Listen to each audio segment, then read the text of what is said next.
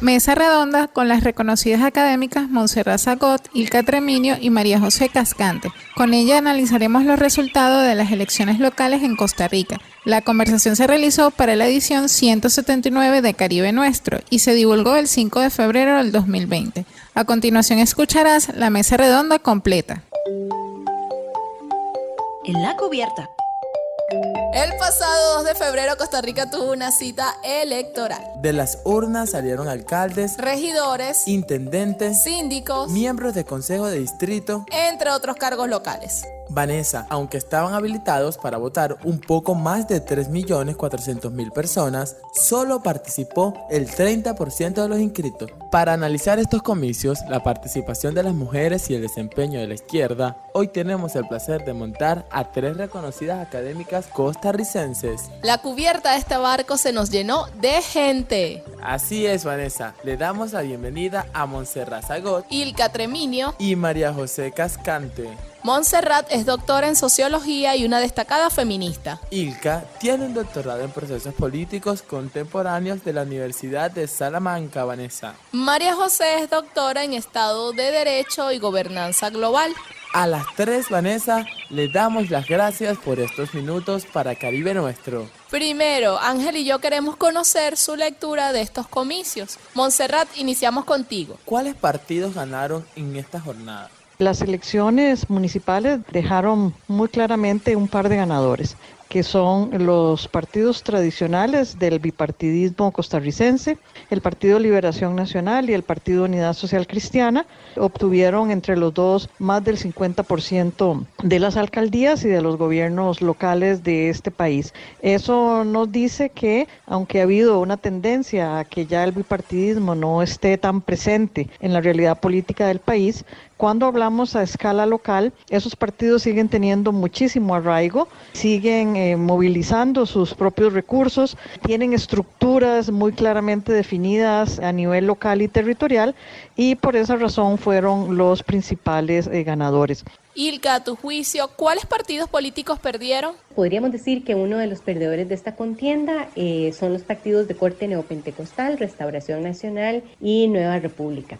Podríamos ver también que el oficialismo es un partido que no logra un nivel de éxito en estas elecciones municipales, por lo tanto es otro de los partidos en esa lista de perdedores, puesto que pasaron de 6 alcaldías a solamente 4, y además el Partido Acción Ciudadana, que es un partido tradicionalmente de carácter del gran área metropolitana, ¿verdad? Muy del centro del país, no logra nacionalizarse, a pesar de que es un partido con presencia política en el país desde el año 2002, y además que este es su segundo periodo consecutivo de gobierno, y sin embargo no logra tener un efecto hacia los territorios. Por lo tanto sigue siendo un partido no nacionalizado, un partido que tiene influencia únicamente en el gran área metropolitana, y eso también es una especie de derrota en este proceso de poder ir generando algún arraigo en los territorios. Montserrat, tú coincides con Ilka y te escuchamos.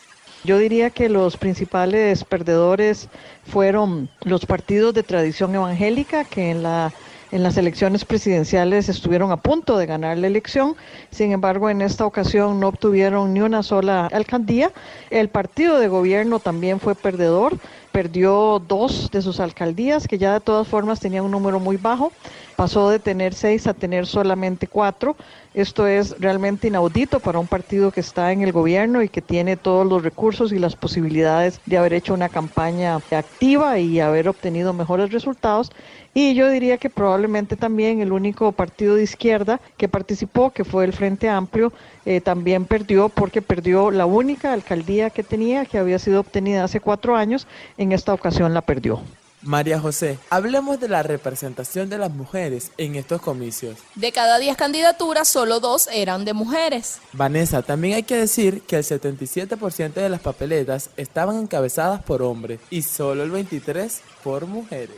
Es una deuda pendiente de la democracia costarricense con las mujeres, Ángel. ¿Cómo puede cambiarse esta situación? El tema de la participación política de la mujer definitivamente es creo que uno de los temas que ha sido más criticado con respecto a esta elección, ¿verdad? Hemos visto cómo los partidos políticos sí no son obligados a través de la legislación para posicionar a candidatas mujeres en los puestos, no lo van a hacer de manera propositiva.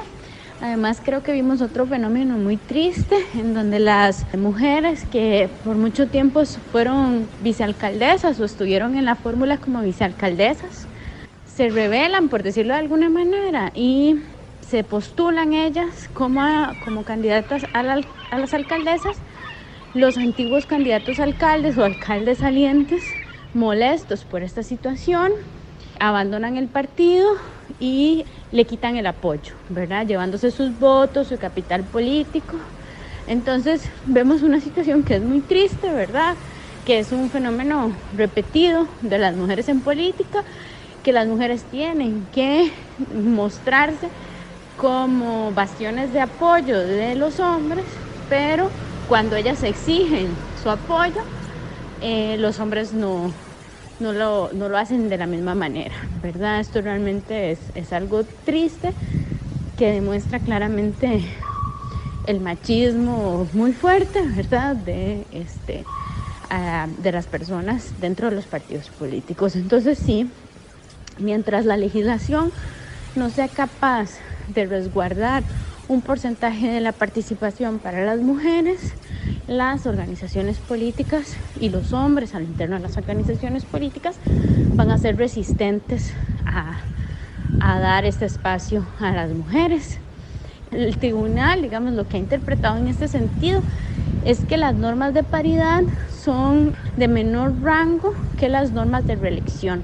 Entonces, hasta que no se modifique la legislación de reelección de los alcaldes indefinidamente, no se va a poder regular de otra manera la temática de la paridad. Montserrat, ¿coincides con María José? ¿Estas elecciones fueron una mala noticia para las mujeres costarricenses? Las elecciones municipales, en el caso de Costa Rica, son realmente una muy mala noticia para las mujeres y su participación. Dada la estructura que tienen, que es básicamente de un solo candidato acompañado de 2 candidatos a vicealcalde, es muy difícil entonces controlar la participación de las mujeres. En Costa Rica existe una ley de cuotas bastante efectiva desde el año 1996 y cuando hay listas de elección, la normativa establece que tiene que ser con paridad y alternancia de género. Sin embargo, en las elecciones municipales esto no es posible. Lo único que se pide es que si encabeza un hombre, vaya una mujer en el segundo lugar y que si encabeza una mujer, vaya un hombre en el segundo lugar, pero no hay una posibilidad de que se establezcan reglas claras para los partidos en términos de que tiene que haber un número equitativo de mujeres candidatas en todos los cantones del país. Hay ya varias propuestas de cambio legislativo para obligar a que haya una mayor paridad y una mayor equidad, pero hasta el momento esos cambios no han sido aprobados. Desde esa perspectiva ya es muy evidente que cuando no hay normativa clara, cuando no hay leyes que obliguen a los partidos políticos a establecer la paridad y la alternancia por género, cuando no hay una norma clara, las mujeres van a quedar por fuera. No porque no tengan interés, porque las mujeres muestran muchísimo interés, en muchos lugares pelearon las candidaturas, pelearon el poder encabezar las papeletas, pero no fue posible. Hay una gran cantidad de prácticas políticas y culturales al interior de los partidos que hace que se reorganicen las relaciones de género y que siempre terminen prevaleciendo los hombres. En ese sentido, en esta ocasión incluso disminuye el número de alcaldesas que quedaron electas, lo cual representa un retroceso y nos dice que todavía estamos viviendo en una época en la que si no hay una clara legislación y una clara normativa, si lo dejamos únicamente en manos de los partidos y de sus tradiciones culturales, las mujeres van a quedar fuera. Muy importante lo que estás diciendo, Montserrat. Ilka, ¿el Tribunal Supremo de Elecciones no puede hacer nada para remediar esta situación? Ahí es muy interesante que el Tribunal Supremo de Elecciones interpretó para estas elecciones municipales el tema de la paridad de género.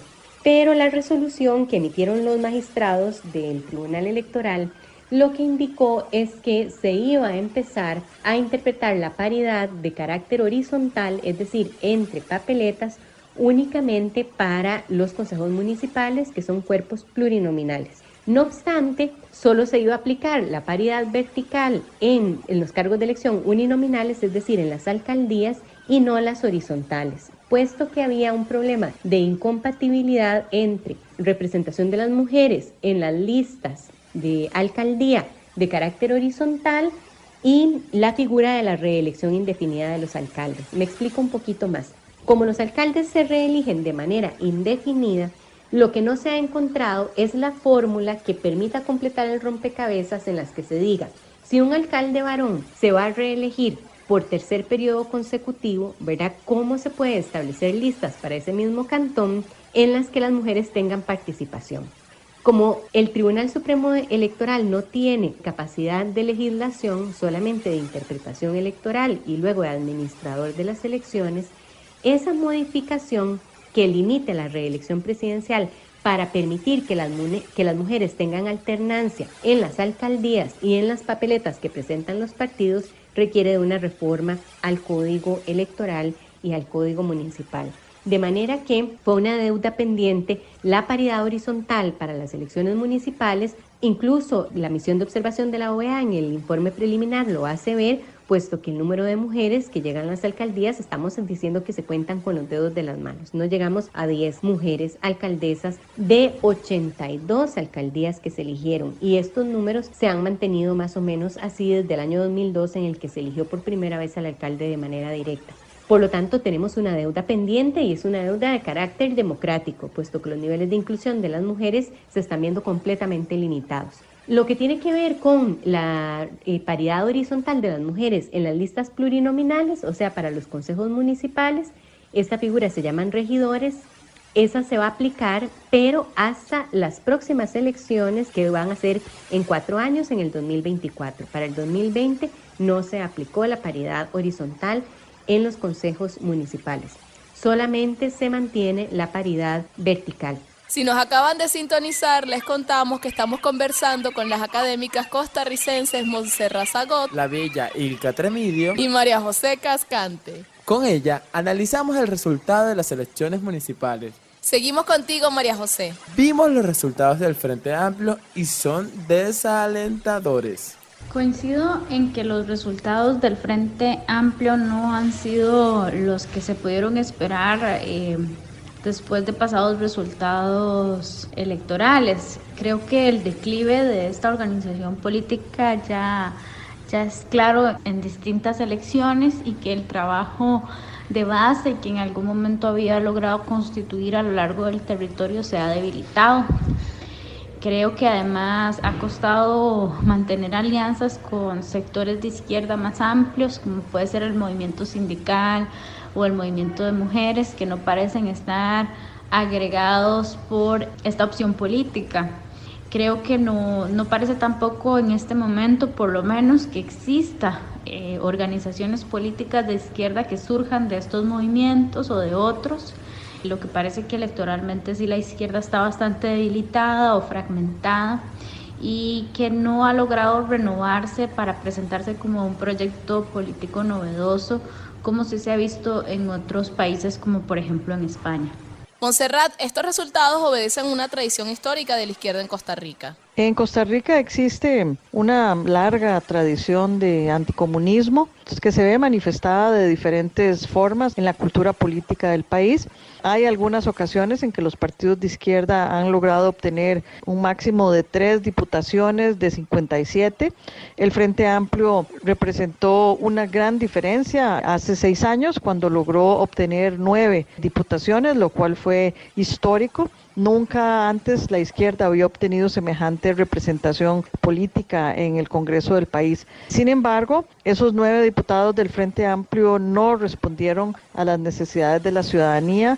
Hubo unas grandes críticas a la forma en que ejercieron el poder. Se vieron involucrados en una serie de escándalos de violencia doméstica, de hostigamiento sexual, y desde esa perspectiva, por lo tanto, no supieron responder a una ciudadanía que les había votado con mucha esperanza y con grandes expectativas de que pudieran hacer un cambio real. No tuvieron tampoco, digamos, un impacto que uno pudiera decir memorable en la Asamblea Legislativa, y desde esa perspectiva creo que la ciudadanía les dio una oportunidad pero que a partir de allí, al no haber respondido, de nuevo ha caído, digamos, en sus niveles más bajos. Ilka, no es la primera derrota del Frente Amplio, ¿verdad? El Frente Amplio ya había venido en un declive electoral desde las elecciones del 2018, donde tuvo unos resultados paupérrimos con respecto a los resultados tan positivos que había tenido en el año 2014. En las elecciones municipales tampoco lograron calentar mucho, aunque es importante decir que en San José hubo una coalición que quedó en segundo lugar, tratando de enfrentar al alcalde que también fue ex candidato presidencial en el año 2014, Johnny Araya, por el Partido Liberación Nacional, que vuelve a reelegirse de manera consecutiva, celebrando ya más de 2 décadas en el ejercicio de la alcaldía. El que la coalición formada por un grupo de partidos más el Frente Amplio en San José quedara en segundo lugar, me parece que es una virtud interesante, pero que todavía no les alcanza los votos o no les alcanzaron los votos para hacer frente a una figura tan fuerte, con tanto liderazgo en el territorio de San José como ha sido este alcalde.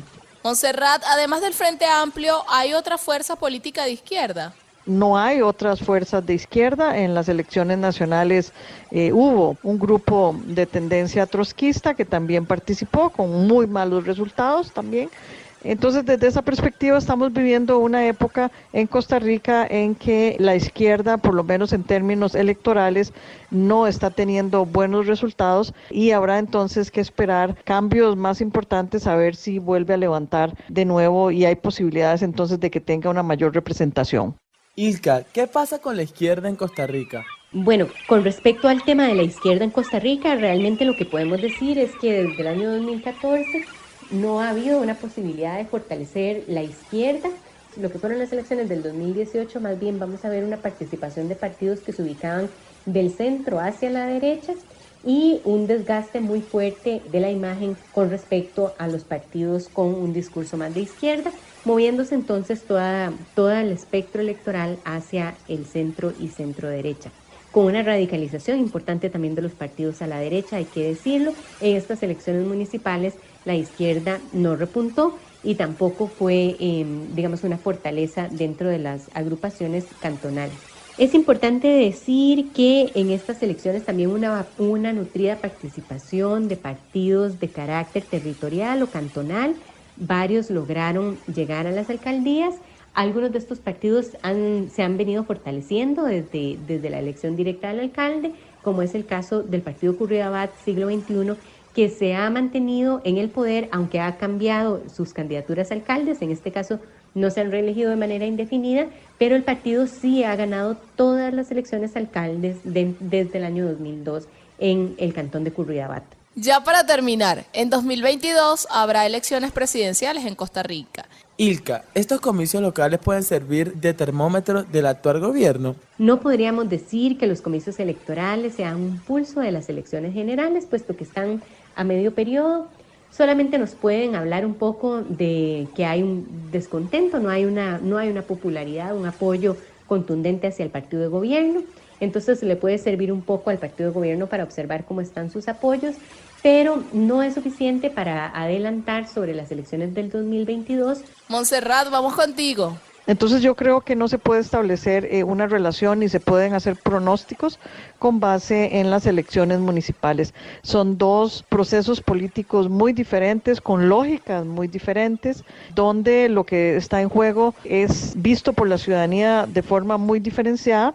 Responde entonces a dinámicas propias cada uno de los procesos, por lo que no se pueden establecer en este momento tendencias ni pensar que las elecciones municipales sean un indicador fuerte de lo que ocurrirá en las elecciones nacionales. María José, ¿coincides con Montserrat? ¿No son un termómetro para las presidenciales? En ese sentido, yo no podría decir que las elecciones municipales representen un termómetro de las elecciones nacionales. Lo que sí es que pueden ya empezar a surgir las luchas internas y los liderazgos que se van a ir presentando en las elecciones internas de los partidos políticos, y en este sentido pues sí se pueden identificar algunas de esas tensiones que se van a mantener para los procesos en que los partidos políticos mismos vayan a definir candidaturas. Cerramos contigo, Montserrat. ¿Qué liderazgos comienzan a perfilarse para la contienda presidencial a partir de estos comicios locales? En este momento todavía es un poco temprano para perfilar candidaturas o liderazgos. Me parece que todos los partidos están en procesos de reorganización. En el partido de gobierno, por ejemplo, no hay ningún liderazgo claro que uno podría decir que apunta a una candidatura presidencial. En el Partido Liberación Nacional, que es otro de los más grandes, pues empieza a haber una lucha de tendencias internas, pero todavía no aparecen figuras claras. Lo mismo ocurre en el Partido Unidad Social Cristiana. El único que probablemente se lanzará de nuevo es Fabricio Alvarado, que es el candidato de los evangélicos, que ahora trató de tener una presencia visible y muy clara en las elecciones municipales sin ningún éxito, es decir, su figura no movió esta vez a los votantes en las elecciones locales, pero aparte de eso, todavía es un poco temprano para plantear liderazgos o para ver ya figuras que se puedan perfilar como candidatos en las elecciones nacionales. Muchas gracias, Montserrat, Ilka y María José por estos minutos para Caribe Nuestro. Conversábamos con las reconocidas académicas costarricenses Montserrat Zagot, Ilka Treminio y María José Cascante. Con ellas hacíamos una lectura política de las elecciones municipales que se llevaron a cabo en Costa Rica a principios de febrero de 2020. ¡Cierra la vista! Escuchabas la mesa redonda con las intelectuales Montserrat Zagot, Ilka Treminio y María José Cascante. Con ellas hacíamos un balance de los comicios municipales costarricenses. La conversación se realizó para la edición 179 de Caribe Nuestro y se divulgó el 5 de febrero de 2020.